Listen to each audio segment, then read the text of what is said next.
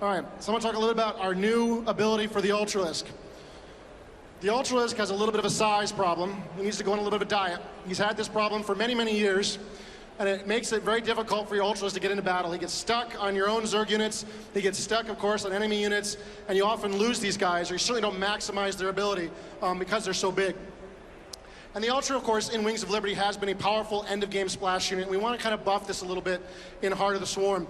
Banelings are, of course, mighty enough, and you can use Fungal as well, but both these units have some pretty harsh counters, and we want to find a way, if you really just need to clean up a lot of Marines, you have a way to really do that with a lot of siege tanks already on the battlefield.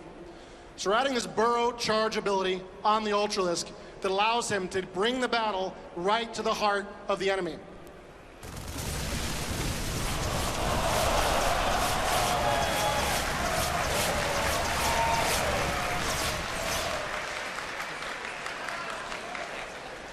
You're welcome, Nesty.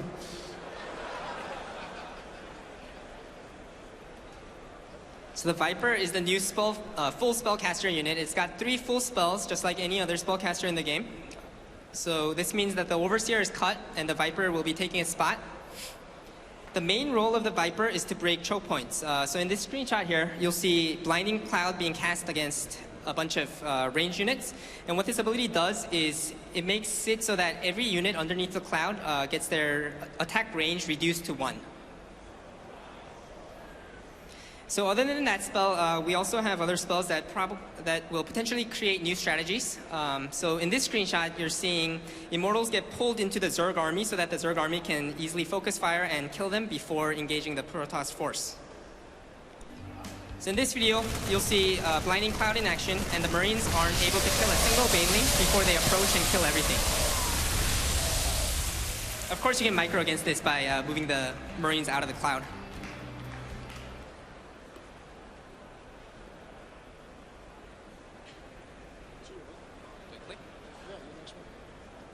So in this second video, you'll see the Colossi being pulled down the ramp so that the Zerglings can engage, and if the Colossus tries to run back up, you can pull him right back down and kill him.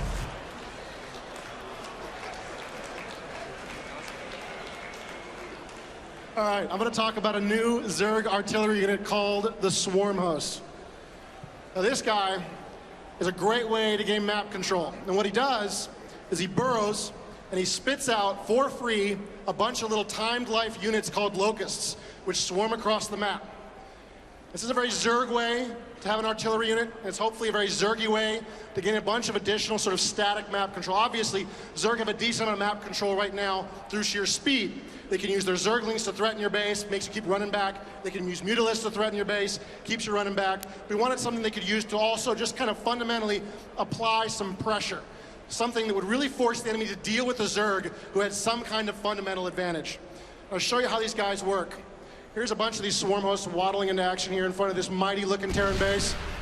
They'll just deploy into the ground, set their rally point, and a bunch of these locusts will start swarming into action. All these guys are free, and they're about, what, 90 hit points right now at this point? They do not a great amount of damage, but you can see that bunker's been ripped apart, not only by the locusts, but also by the siege tank firing down on it. Give them a few seconds here, and hey, look what they're going to do. They're going to do it again, and again, and again, and again. It is the endless Zerg swarm knocking at your front door until you figure out a way to deal with it.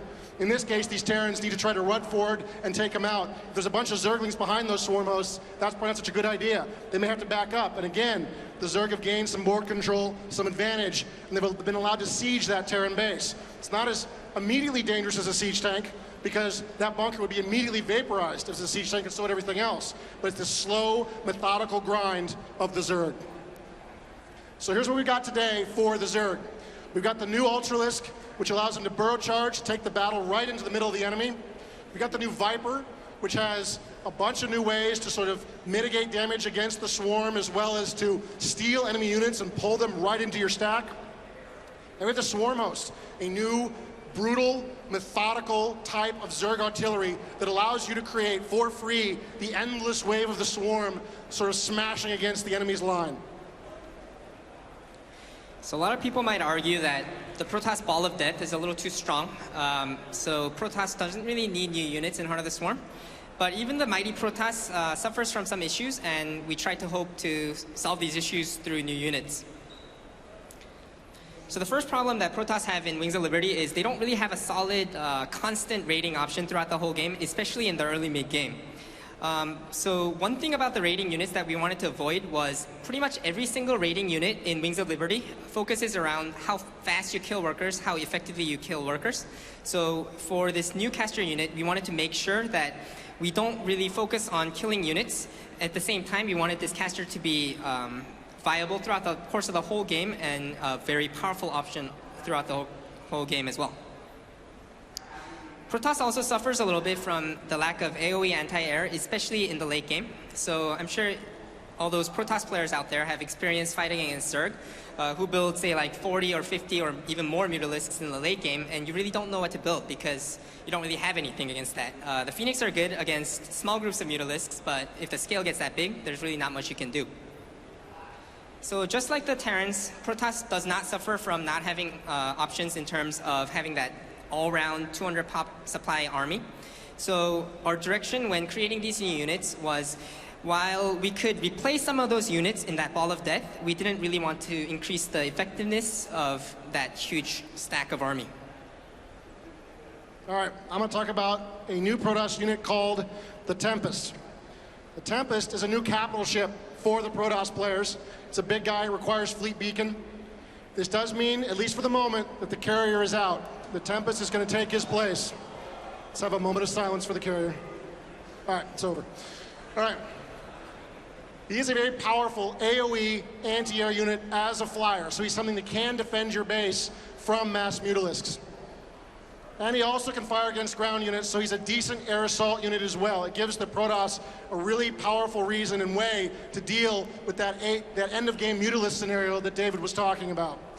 So I'm going to show you a video here, and before I do, I just want to make it clear that sometimes when we balance these things early on, the counters might seem a little sharp.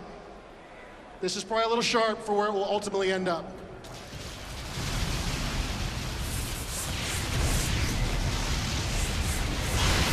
Right now you guys are watching the Starcraft multiplayer panel. If you want to stay watching that, go to the internet and the